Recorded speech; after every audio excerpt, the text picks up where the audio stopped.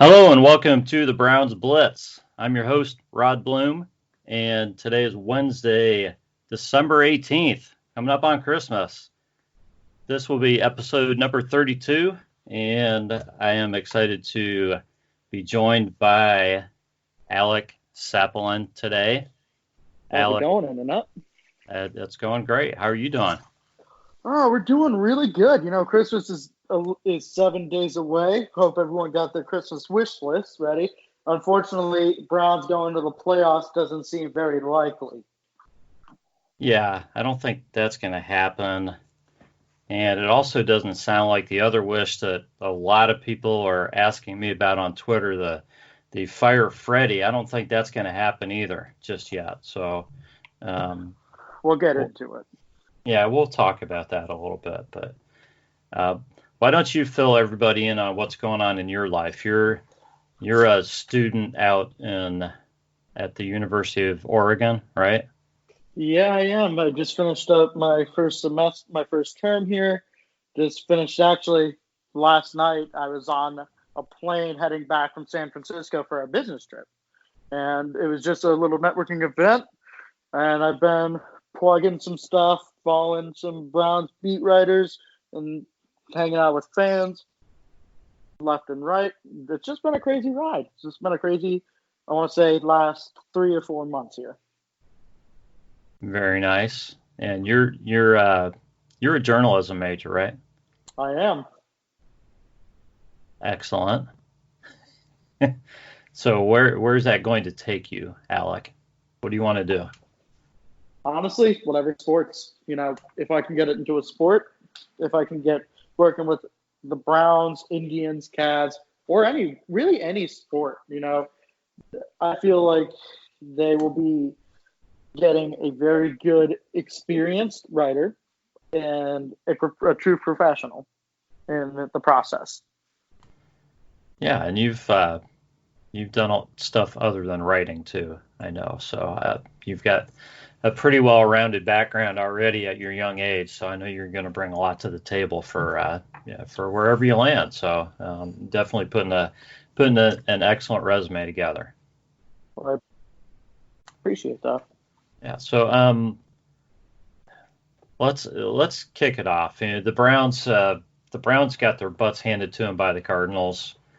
It was not a very watchable game.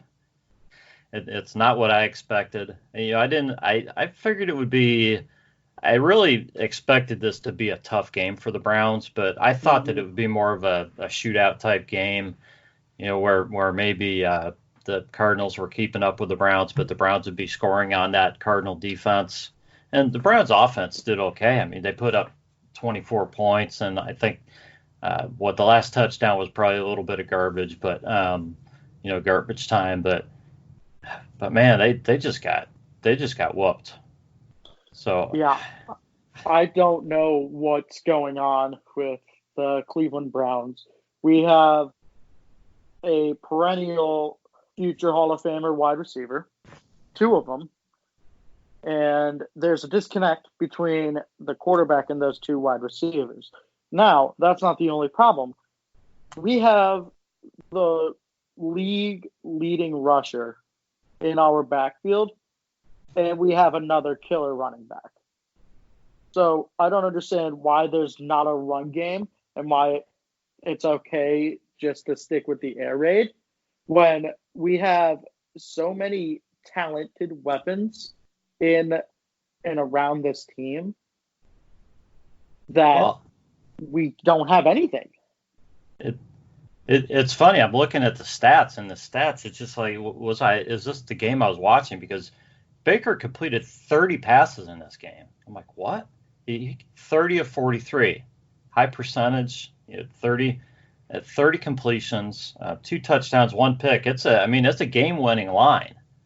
It sounds good. And Nick Chubb ran for 127 yards, 1 touchdown.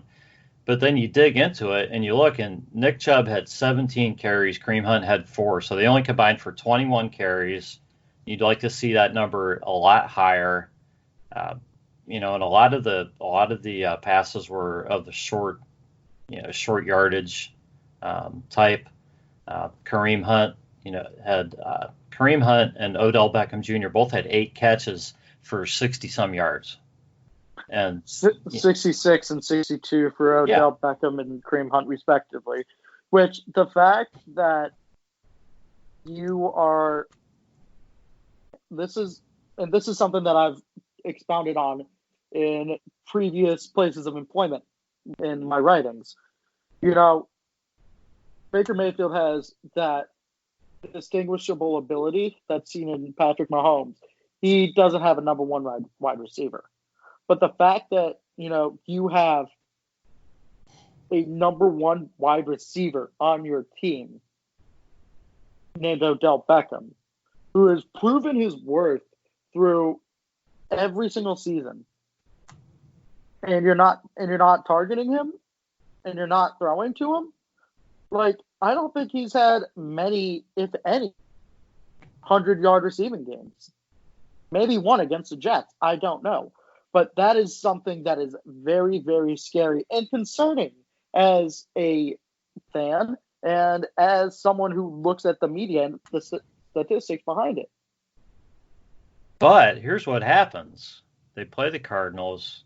He's covered by Patrick Peterson, who did a pretty darn good job in blanketing him most of the game. Oh, he did.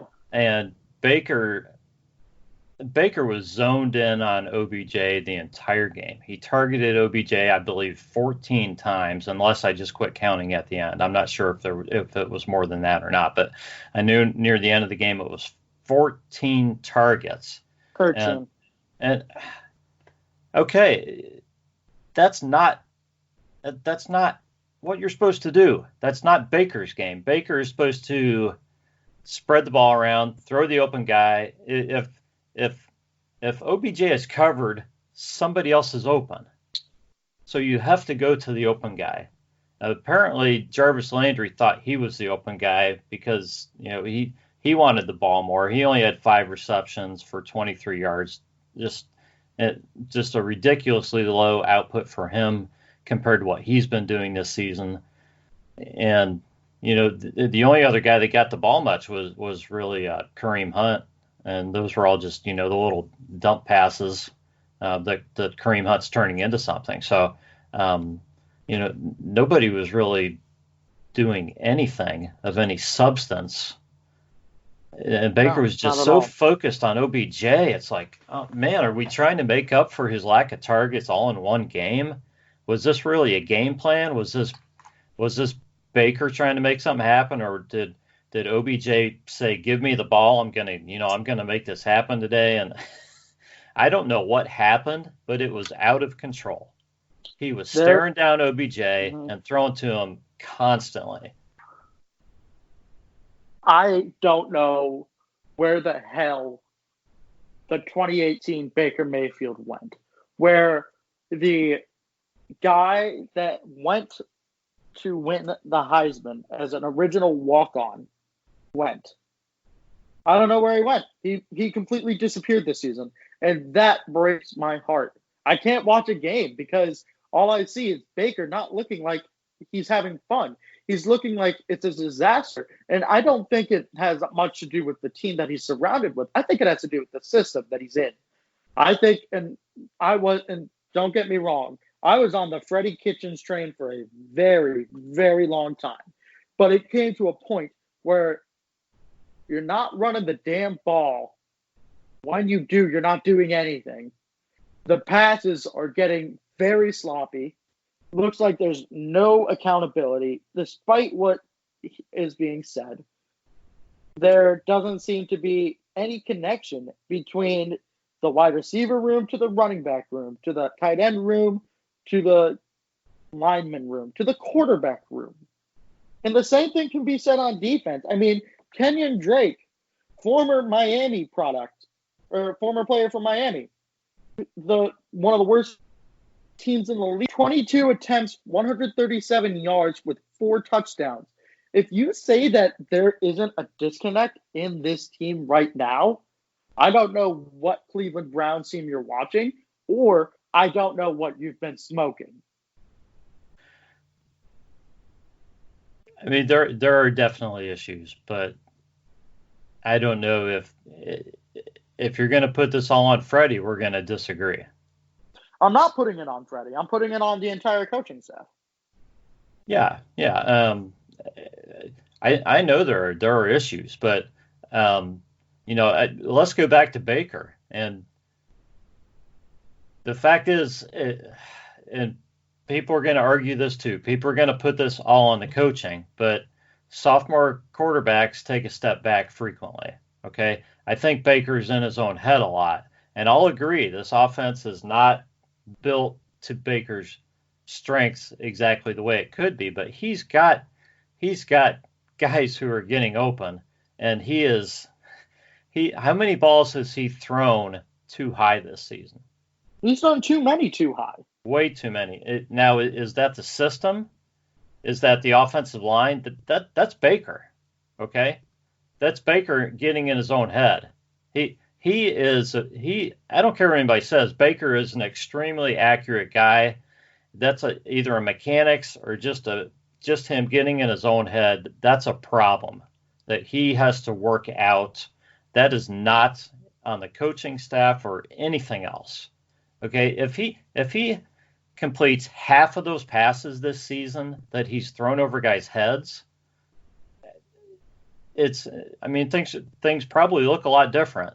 I'm not going to say they win 5 more games or anything, but there could be two or three more games they won. Who knows?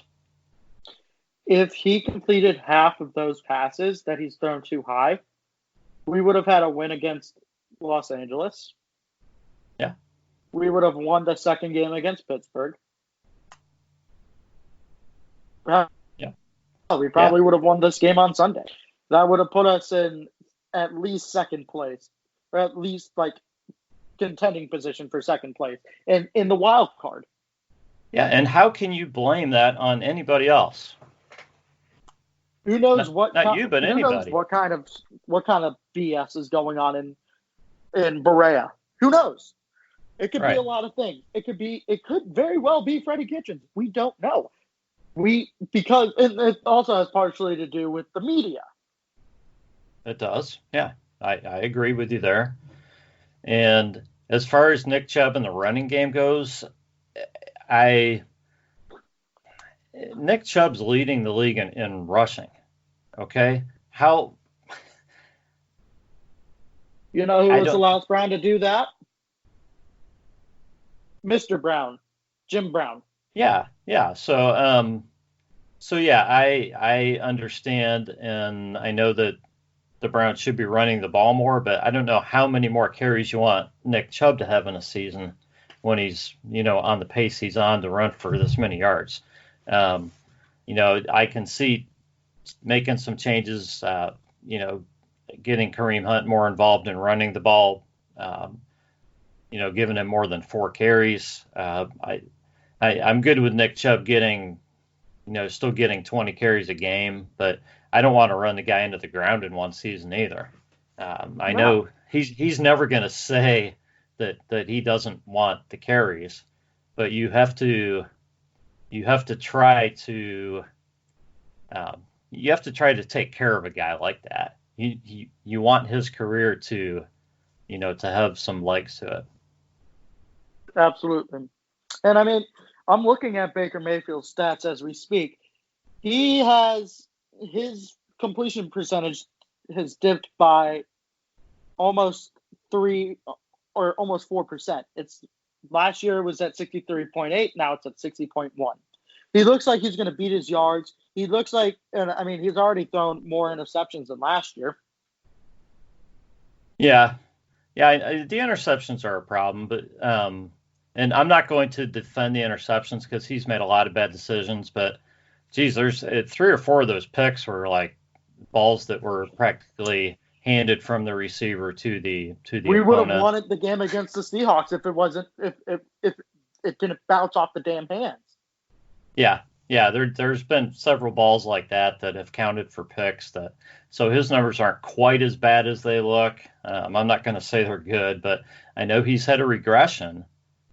But I still believe in Baker. I think he's going to get it figured out. I think this is a down season for him, and I think he's going to bounce back.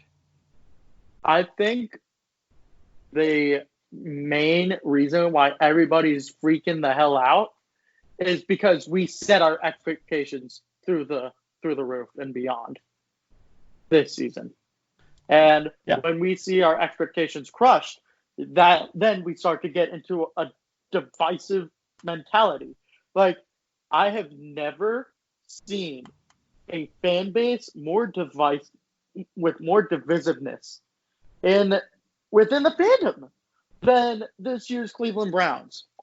Oh. And I mean, there are plenty of other freaking analogies I can make. I mean, shit, look at the political scheme where, hell, we have an impeachment going on today. There has not been more divisiveness than the Cleveland Browns fandom today. You're right. And that's really good parallel. It's almost like that. It's like we're the two sides of the aisle. There's the keep Freddie and there's the Freddie has to go right now. And Freddie is really taking all of the heat. There are some people that are directing heat toward Dorsey, which is understandable too at this point because he built this thing.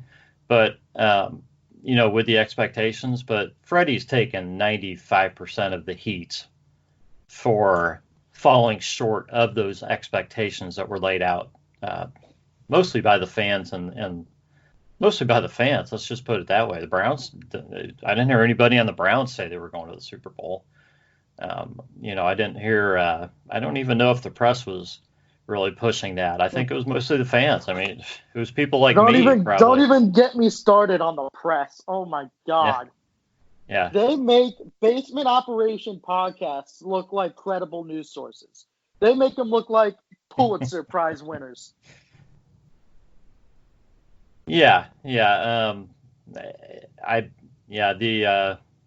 one female reporter today in Freddie's press conference asked about Baker in the past off season and if he had enough and this and that and if he did enough prep in the off season or whatever and Freddie's like we're working on next game. We got 2 games left in the season. Why are you going back to the last off season? I mean, are you kidding me? What's that have to do with anything? Let's focus on what's going on here, people. Yeah, it's not that ridiculous. hard. Yeah, I agree with you totally. So yeah, we got a game coming up with the Ravens. Sunday. So yeah, the 22nd. And I will be honest to God, I don't know how we beat them the first time. I don't know how we put up 40 against them. Lamar Jackson is playing out of his damn mind. I'll tell you, the Browns won the turnover battle. I think 3-1 in that game. I was just looking at the stats, and Browns won the turnover battle. Yeah, they did 3-1, and they just playing. The Browns just playing. Browns had 530 yards of offense. That's the game. Nick Chubb ran for 3 touchdowns, so he ran wild, and the Browns did enough to contain the Baltimore running game, including Lamar Jackson, to where things didn't get out of hand on that end. They certainly didn't stop them. I mean, Baltimore put up 25 points, but I think the Browns had some key stops. And, I mean, it's just – I was trying to look this box score over, just later and just trying to kind of figure it all out. And Jarvis Landry had a really big game that day, 8 receptions for 167 yards, and Nick Chubb ran for $165 and the 3 touchdowns. Baker, 20 for 30. 20 for 30, 342 yards, but he was only 1 touchdown, 1 pick. It was the Nick Chubb show. It really was. It really was. And but the other thing, if you look, Baltimore's defense had 1 hit on Baker. 1 hit, and yeah, I think they sacked him once the whole game. That's it. Now there are keys in this game that weren't a part of the last meeting with the Ravens, and it goes like this: they gained Marcus Peters, an absolute defensive stud. Yeah, yeah, no doubt, and they're on a roll, and they're probably looking for revenge at this point. They're not on a roll. I'm not going to say they're red hot. They are white hot. Yeah, they are. I mean, you have to give them credit. I never saw this coming. No, nobody did. Nobody did.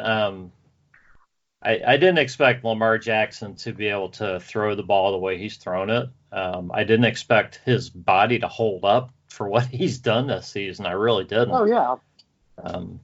It's I'll just say I still feel like he's an accident waiting to happen the way he plays.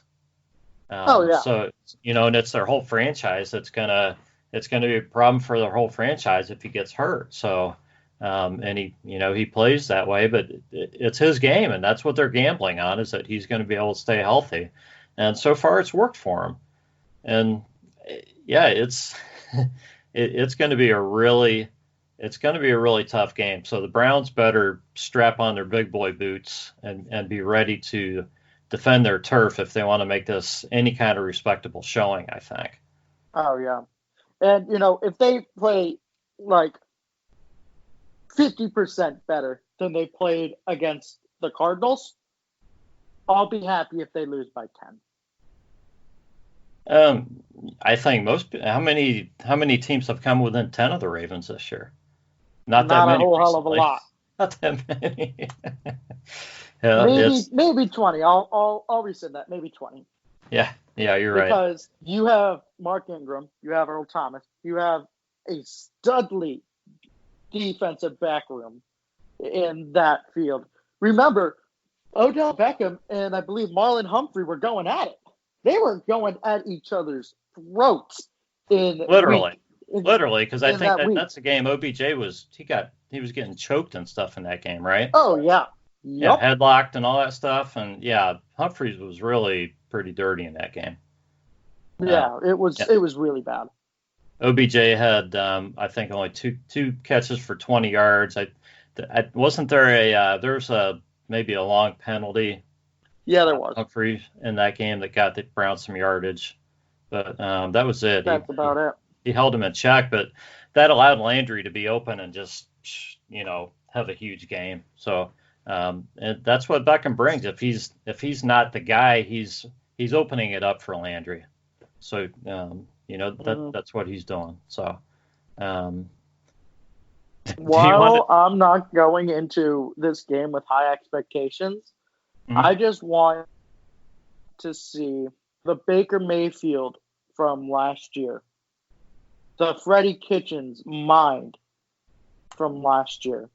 I want to see those two, because if we have a 2018 Baker Mayfield and a 2018 mind like Freddie Kitchens with a monster like Odell Beckham, Jesus Christ. You will not like what you see if you are cheering for the guys on the other side of the field. And you know what? How many first drives do the Browns come out and resemble the team that you're talking about from 18? And then it changes after that first drive. After that first drive, I want to see him play like that first drive. Every drive. For the whole game. Complacency. Go out there and act like you're trying to take something and not like you're afraid of losing something. Yeah. It's complacency. That's kind of what it seems like. That's something I learned in varsity lacrosse. Never be complacent. These guys are being complacent halfway to hell. You're right. Well, do you want to throw out a prediction for the score of this game, or just that you want it to be close? I just want it to be a good game. I want it to be a good game for our team. I want it to be a bad game for their team. Yeah. Now am I going to go saying that I want Lamar Jackson to tear his ACL? No, I would never wish that upon anybody. I don't hope anybody gets hurt. I don't No. hope for that. Not at all. Why don't you throw out your Twitter handle so people can give you a follow? You can give me a follow at A Sapolin for all of my shenanigans through college, Browns, and everything in between. All right. Any final words for all the Browns fans out there, Alec? Don't be dividing on each other. We're all under the same colors. It doesn't matter what the hell is going on. We are all still the same team. Also, fire Mary Kay Cabot and Tony Grossi, please. All right. Hey, Alec, it's been good talking to you.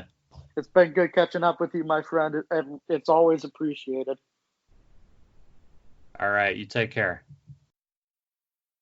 We're going to welcome my brother Jeff in. How's it going, Jeff?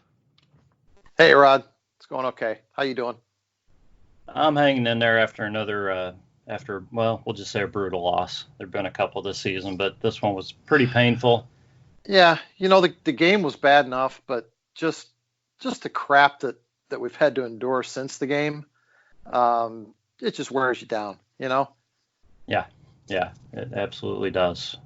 It's been pretty rough. Yeah, I mean, just all this stuff about Jarvis, all the speculation, the Mike Silver, just everything, just fueling the Freddie fire, the fire of Freddie fires, let's say. Right. Just all this stuff. I'm just over all this. People can't. There's just this group of people that just can't wait to just burn it all down again. Right. Right. Look, we've got the leading running back in the NFL just named to the Pro Bowl. We've got another Pro Bowl receiver and could have easily had a third guy as a starter. We've got a whole bunch of alternates. This team is talented. It's got guys performing at a high level. It's amazing how soon we forget. If we rolled the clock back 2 years, to when we were going winless, and we were just accepting the fact that we were going to go winless because that's what was necessary to turn this thing around. Okay. Now that we're 2 years into that,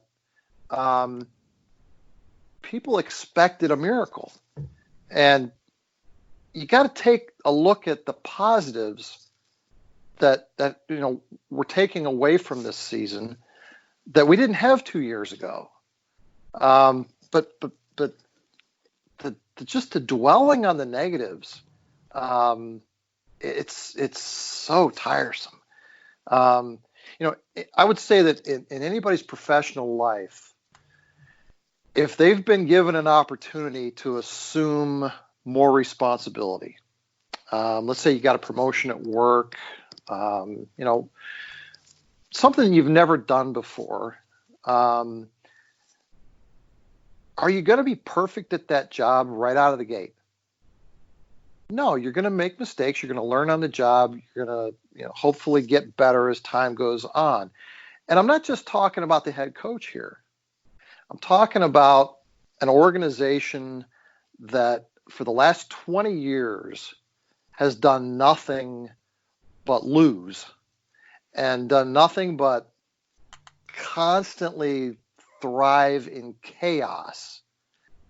And, we've had these conversations now for several years that you have to figure out a way to change that culture. And you have to figure out a way to put a winning product on the field long term, not just, for a few games or, a season here and there. It takes effort. It takes painful growth. It takes experience. And none of these guys have that. But yet, we're ready after 14 games of yes, disappointment in terms of the product on the field.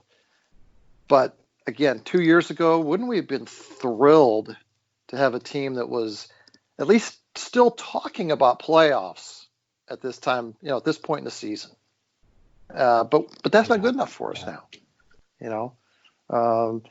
I guess it gets harder and harder each day to listen to the noise and not think that, hey, you know what? This is the same show that we've seen year in and year out from this team.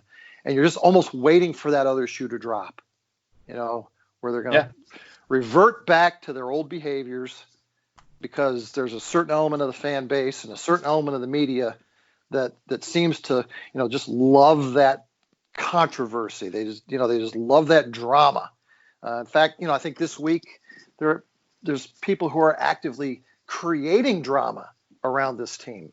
Oh, definitely. Yeah. And God, get off it for once and just let this team grow and develop. And yes, there's going to be disappointing games like against the Cardinals. But I would say that when we all went through the projections of the schedule early on in the season, we all saw this game in Arizona as being a potential tripping point. I don't think anybody thought going to Arizona was going to be an easy win. Right. But no, I did. Yeah, I thought this game could be an issue. Yeah. Yeah, but yet everybody wants to hammer these guys for losing out there. Yeah, you know what? I think watching the game, there were probably some periods, and you and I talked during the game that it looked like some guys were not motivated, were not giving their best effort. Kareem Hunt came out this week and said, hey, I think a few guys probably took some plays off. Yeah, I'm sure there's a ton of frustration on this team right now. And, the natural reaction is for guys to do that. Why should I go out and bust my ass when everything seems to be going wrong for us all the time, right? And for Kareem Hunt to call some guys out on that, I think is healthy. There needs to be that kind of accountability on this team. Freddie has sat some players down for various reasons this season. Guys have been cut for various reasons. I just don't think they've found the right mix of players yet to change the culture. Mm-hmm. Right? We're still seeing some of these issues, that we're so used to seeing year in and year out. But I think it's all part of the growing process. It's all part of getting out of that morass that we've been in for 20 years of just stupid, terrible football teams. Yeah. If we're gonna have a decent team long term, we just have to go through these growing pains.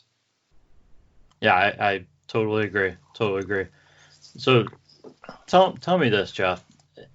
Who in the public eye, who is which players are seen as the leaders on this team? Well, you would hope it's your Pro Bowl players and alternates. I'm not sure if that's the case at this point. Yeah, that's kind of what I was getting to. Who do we think the leaders are, and who do you think the leaders really are or should be? Because I think that Jarvis is a guy who's kind of tried to step into that role and be a team leader, and he's done an excellent job sometimes. I think he definitely faltered in the Arizona game, by calling out Freddie on the sideline publicly like that. I don't think, and I don't know what all that was about. Freddie's not the guy who's throwing the ball. Baker's the guy who decided to stare down Odell on every single pass play almost. He should have been talking to Baker. I'm sure that Baker has options on these passing plays, right? He doesn't have to throw to his first receiver every single time. Right. If Jarvis is open, he can throw to him. He's allowed to do that. So the whole thing with Freddie, but I think Jarvis is seen as a leader. I think we think that Myles Garrett, a leader. Those are the two guys, and Baker. To me, I think that the guys who are or really should be and need to be the leaders are guys like, our Nick Chubb, who is more of a quiet guy, I think, but he's not calling people out. He's not questioning things. He's doing his job. And Kareem Hunt, these guys are busting their tails. These guys are not taking plays off. They're doing whatever they're asked to do for the team. They're not complaining about how many times they touch the ball. These are the guys that, who I think should be the real team leaders. And maybe that's an issue on the team. Well, yeah, I look, you have a lot of talented, high-strung personalities on this team. Mm-hmm. I think in any organization you have vocal leaders and you have leaders by example. Nick Chubb, I think, is one of those leaders by example. Oh, yeah. This is how you approach every day that you come to work, and just set the example for other players. Kareem Hunt's an interesting case. I mean, he's been active now 6 games. Yeah, he played 6 games. Yeah. 167 yards rushing. You think he's thrilled about that? No, I'm sure he's not. But I think he and Nick Chubb genuinely love playing together. And I really think they do. I think those guys are always sitting next to each other talking. I think those guys love playing together. Right. I really do. So Kareem Hunt has decided that, he's going to set aside his own personal goals for the sake of Nick Chubb's success and the team's success. Mm-hmm. Right? That's what a leader does. Okay? Yeah. In any organization, a leader is somebody people follow because they want to, not because they have to. Kareem Hunt is setting an example through self-sacrifice. Nick Chubb is setting an example through effort. Jarvis Landry will get his catches. He'll get his yards. He's very vocal. I don't think those types of leadership come naturally to him. I think he tried by being one of the elder, kind of, what do we say, elder statesmen. He's a veteran. One of the more experienced vets on the team. Yeah. So, 5-year Pro Bowler now, right? You would think that, other players would look up to guys like that and say, hey, I want to perform at your level. I want to, but realistically, not every guy is cut out to be one of those kinds of leaders. Some guys are just motivated for their own success. And I'm going to say this. I like Jarvis, but let's face it. How many wide receivers, guys? Wide receivers are not typically going to be a team leader. Just the stereotype of a wide receiver. Let's just think about the stereotype of a wide receiver. He's out to get his catches, to do his dance, to argue with DBs and get in their face and all this stuff, so it just goes completely contrary to being a team leader. So that's how I see it. So I think Jarvis has done an excellent job in trying to step into this role, but I agree with you. I don't think it's a natural role for him. Right. I think he, he's tried to say the right things at certain times during the year. And he's tried to, work with OBJ and, keep things on a level keel. But, ultimately, things like Sunday are going to happen. And, he's going to get frustrated. first of all, when you have a team with this many weapons, somebody's always going to be pissed off. There's just only one football, so somebody's not going to get their touches. And well, here's the problem, though. I think there would be less guys pissed off if they're winning, because then you can say, absolutely, I can sacrifice my personal stuff, but these guys are all going to say, well, if I would have got the ball more, we would have won. You didn't get me the ball enough, and that's why we lost. Right. That's what Adele's thinking. Yeah, absolutely. And other guys too. So and I think the frustration sort of feeds on itself, where guys feel that way, and the next thing you know, they're going out and they're dropping balls that they should be catching. Things they're trying to do too much. Yeah. Right. We talked about this several weeks ago, that you have to be able to perform at the level that you are capable of performing at, and not try to exceed that and do too much. And yeah, absolutely. I think that's happened with a multitude of players on this team all season long. And the thing is, what does Freddie preach all the time? Do your job. Right. Do your job. And it's not getting done. So there's a disconnect, but is it Freddie's fault? I mean, he can only you can preach, you can go to church and listen to the preacher all you want, but are you actually going to do what he's telling you to do? Well, yeah, and it gets back to the expectations going in, that it's going to be easy. All we have to do is put on the uniform and show up every Sunday, because we're so talented, we're going to win. Okay, well, it doesn't work that way. The margin between wins and losses in the NFL is so small that the least little bit of disconnect between players takes a talented roster and turns it into a sub 500 team.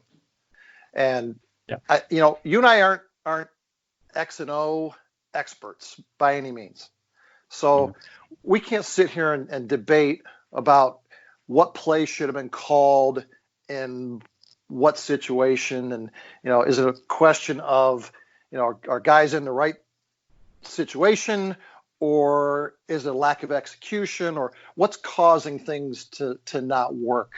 Okay, but I certainly can see when guys with talent aren't playing to that level, and I don't think it's because we're not throwing the ball to somebody often enough, or we're not handing the ball off to somebody often enough. I think what we're looking at is a disjointed group of people who all have huge egos, and they've not figured out how to work together for a common goal. And again, you can say, well, that gets back to coaching. Yeah, but it's pretty unrealistic to expect a first-year head coach to be able to blend those kinds of personalities. I can only think of a handful of coaches in the NFL that would have been able to take this group of personalities and manage it over 16 games without a certain level of drama. There probably would have been significant drama no matter who was running this team. Yeah, I agree with you. Yeah. I was going to say, I got a great response to a tweet I put out earlier today, I think, just about the situation with the Browns. I won't go into my tweet, but the response was essentially, and I can't give credit because I don't want to take time to find the tweet, but I do appreciate the reply that I got. It was essentially saying that the Browns were buying chandeliers and hanging chandeliers before they had the foundation completely laid, which goes back to stuff you've said. You don't go and build a trophy case until you have a few trophies to put in it. Yeah, and so it's same thing, but yeah, so we got these chandeliers and the foundation's not quite there yet. So yeah, we can blame the coach, and we all know that Freddie's made mistakes, and a lot of people probably misinterpret, and I'll keep saying it. People misinterpret. They think I'm a Freddie apologist, that that I'm up his butt and everything, and that I just love the guy and everything. I think Freddie's got some great characteristics. I think he can turn into a good coach. I also think that you can't tell after 14 games what kind of coach a guy is. You also can't tell based on what he's been given this season what kind of coach he is. Well, and the reality is that we've done this before, Rod. We've put guys in that position. We've expected a miracle out of them, and then when we didn't get it, we cut the cord and moved on to the next guy. And well, that's what the fans expect now. Right. Yeah, it's become our regular mode of operation. And my question is if you could dial this thing back to the start of the season or end of last season, okay, knowing what you knew about the last several games last year and the success that Freddie and Baker had at the end of last season, and the benefit of hindsight now, okay, who would you gone and gotten as a coach if not Freddie?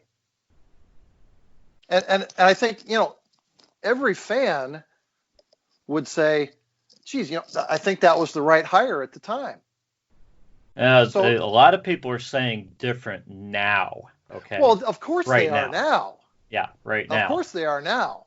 But if you went back to last year, okay, what was a better option for this team than to invest in that relationship? All right. Well, I think we all felt like that if we didn't keep Freddie was going to go somewhere else and be a star. I think that's kind of how it felt. Right.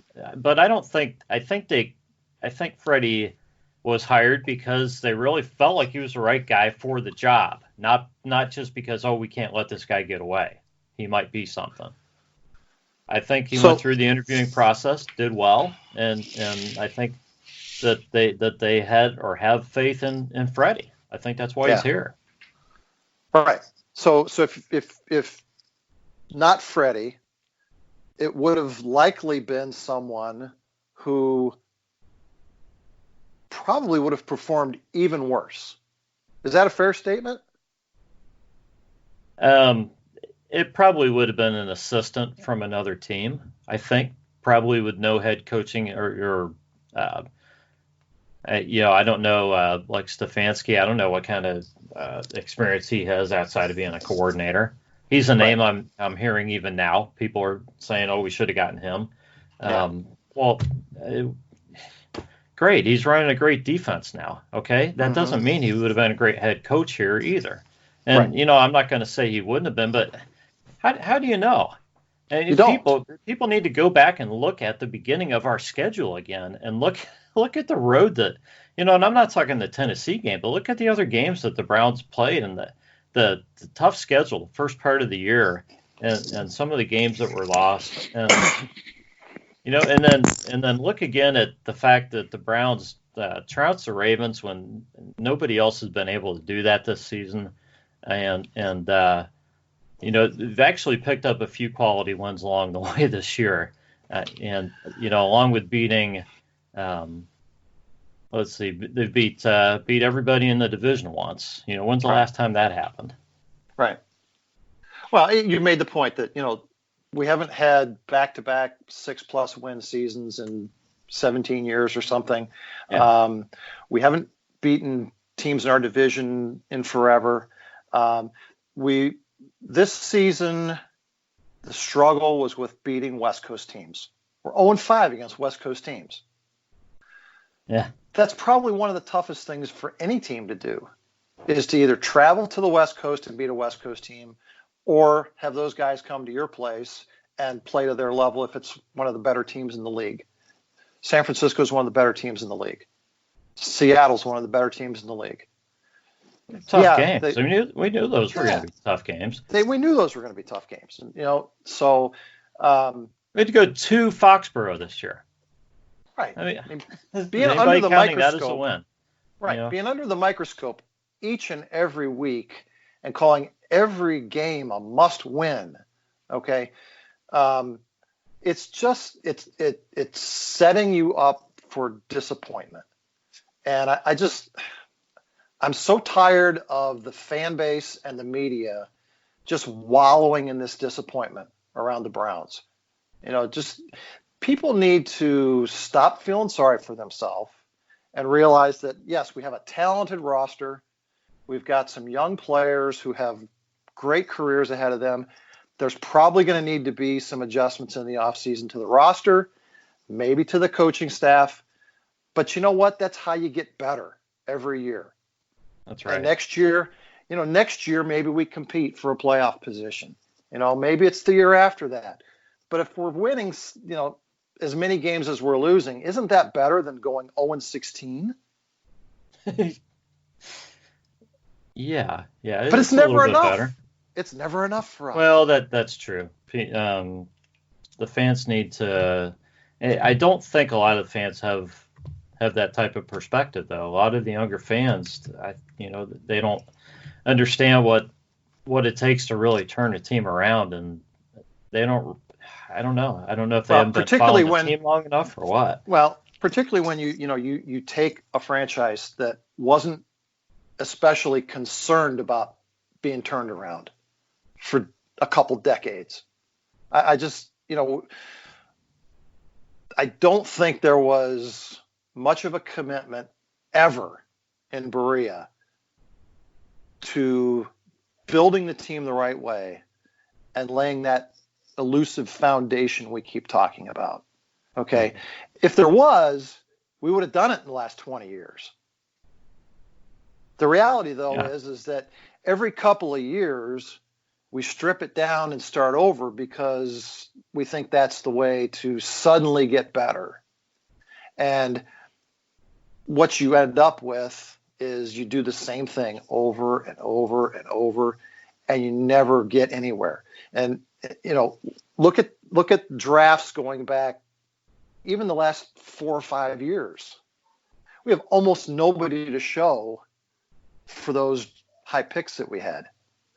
We endured the pain of that tear down so that we could accumulate these assets, right? And then every few years we flip coaching staffs, we flip general managers, we flip the roster over. So instead of having players in that 3 to 7 year window where they're in their prime, all these players are gone. They're playing somewhere else. They're playing on contending teams somewhere. Yeah. And right now, the 2016, 2017 drafts, we have almost nothing to show for them. Where, if you're going to be a consistent winner, you have to have guys playing at a high level for 5 or 6 years after you draft them high like that. And we've never been able to do that, aside from, the very rare guy, Joe Thomas. Okay. I mean, you take him number 3 overall. He's a can't miss Hall of Fame type of guy coming out of college. He plays for you, never misses a snap for 11 years or whatever it was. He is the exception. We need to have 10 guys on the roster like that. Not Hall of Fame guys, but guys that just go out there and play at a high level every game for years. And that just doesn't happen in Cleveland because we blow it up. We cast all those guys aside and we think the next batch of guys is going to fix everything. Whether you're talking about general managers, coaches, or players, there's truth in that. And we have to get past that as fans. Well, yeah, I mean, what you're talking about is the foundation. That's the elusive foundation. It's having that core of players. That's really it. And I mean, and it goes beyond that. It's having consistency and respectability with your coaching staff and your front office. But yeah, when you have constant turnover in your players, you have no foundation. Guys are walking in and out the door, and there isn't even anybody, designated at some points to be, to be the team representative to welcome guys. Like, oh wait, who's been here the longest now? At the peak of when they're stripping these things down, it just gets to be ridiculous. You got there's nobody that's been on the team longer than a couple years in some of these cases, other than Joe Thomas. It's like there's no foundation at all. Right. So.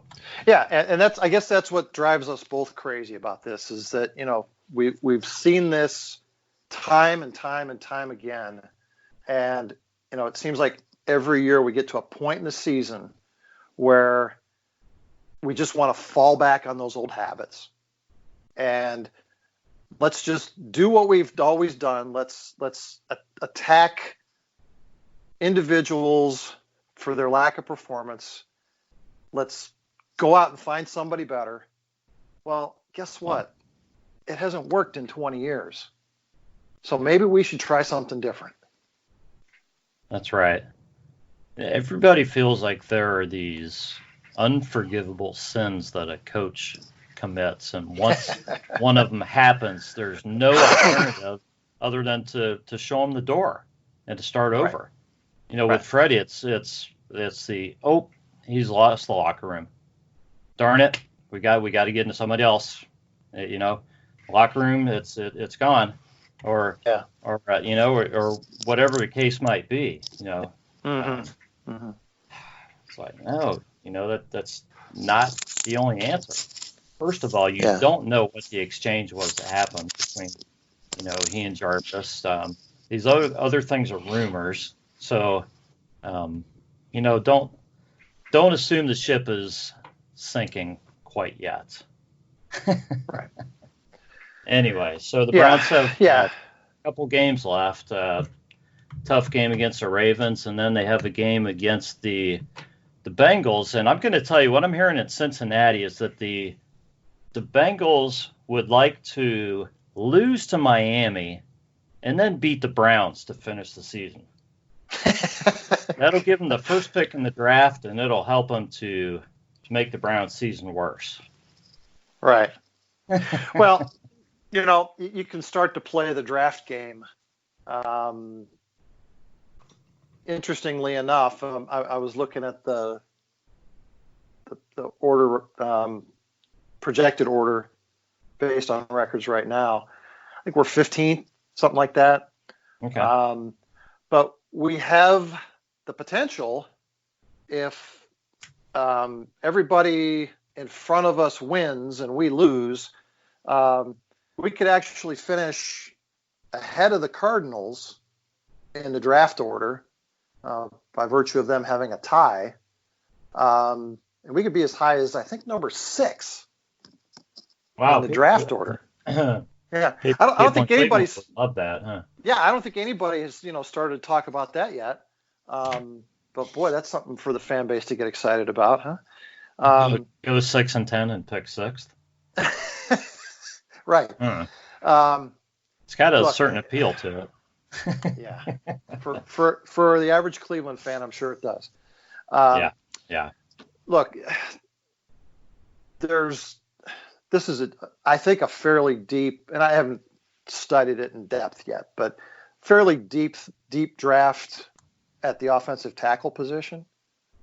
I think no matter where we end up, there's a good opportunity to pick up a really nice offensive tackle, which we desperately need in the first round. And the second, maybe. Maybe and third. Could be the first 2 picks. Could be. It wouldn't surprise me. Well, it's a glaring weakness. Yeah. Right one now. For sure. Glaring weakness. So, regardless of how poorly we finish the season or how well we finish the season, I think, our path is set on what's going to happen in the draft. It's just a matter of, who we might have to choose from. But I honestly, I think the Ravens game is going to be a tough one, like you said. They have just gone on a run that, we see teams do every once in a while where they've just sort of all clicked. They've got a novelty offense that the league hasn't quite figured out yet. They will. Ultimately, somebody will figure out that offense. I think the Browns may have the only team who figured it out so far. Well, yeah, I mean, we had a different roster at that point, but we were able to slow that offense down. Right. I seriously doubt we're going to be able to do that again with the personnel we have now. Not with the current defense, no. And unless suddenly we figure out what ails us on offense, I don't see us putting up 40 points again. So it's going to be tough to win that game. It just is. Yeah, I think we'll need more than 40 too. Yeah, and no matter what was going on noise-wise outside of that, I think we would have all looked at this, knowing what we know, as a very tough game. Right. So, let's not go out and hang people in effigy if we lose again on Sunday. We're pretty much expecting it right now. Okay. Yeah. To me, the measuring stick is the Bengals game. If the Browns go out and look engaged and reasonably execute, okay, I'm not saying play the perfect game, okay, but at least come out ready to play and play more or less how we would expect them to play against the Bengals. There's no reason on earth that should be bang in that last game. The only reason that the Browns would not beat the Bengals in that last game is if the wind is completely out of the sails of all the players and they're just kind of mailing it in and say, screw it, okay? And at that point, it's going to be really hard in Berea to do some off-season evaluations. So, and I would say that, Freddie's not the only guy that ought to be concerned about that. I think pretty much everybody in that building better be concerned about it at that point. That's true. Here's what could change all of that, though, Jeff, as if a lot of guys don't even start that Bengals game. What if they pull a lot of guys and don't start Baker in that game? Don't start Jarvis, don't start some other guys. I mean, there's some guys that probably want to start for their numbers, but right. What if they pull a lot of guys and just say, this game doesn't matter now. If I'm the coaching staff, I'm trying to win that game, and I'm playing anybody who's healthy enough to play. I'm not sitting anybody down coaching decision unless there's some sort of an issue during the week.